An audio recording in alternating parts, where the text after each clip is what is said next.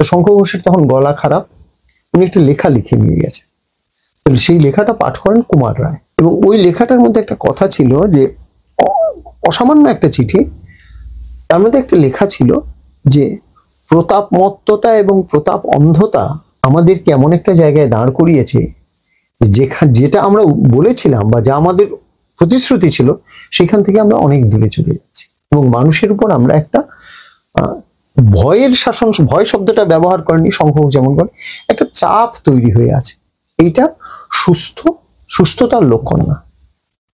এইটা হচ্ছে কবিতার কথা। কবিতার নান্দনিকতা, কবিতার উৎকর্ষতা যেমন থাকবে, কথাটাও তেমন থাকবে।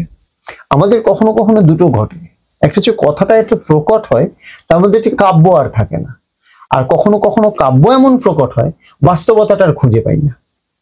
এডওয়ার্ড বন্ড বলে 60s একজন নাট্যকার ব্রিটেনে লিখছেন, যেসব নাটক, লিয়ার বলে একটা নাটক লিখছেন, মানে তুমি অবাক হয়ে যাবে যে সমাজকে কিভাবে ওরা ধরেছে।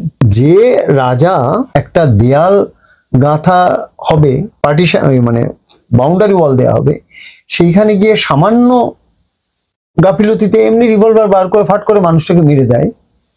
নাটক যখন শেষ হচ্ছে তখন এই রাজাই উঠেছে ওই দেয়ালটা ভাঙার জন্য। তার কারণ যারা বিদ্রোহ করে ক্ষমতা নিয়েছে তারা ক্ষমতায় এসে আবার ওই দেয়ালটাই তৈরি করার চেষ্টা করছে। 60s লিখছেন এডওয়ার্ড বন্ড। আমরা তো পারছি না একজন লিখতে।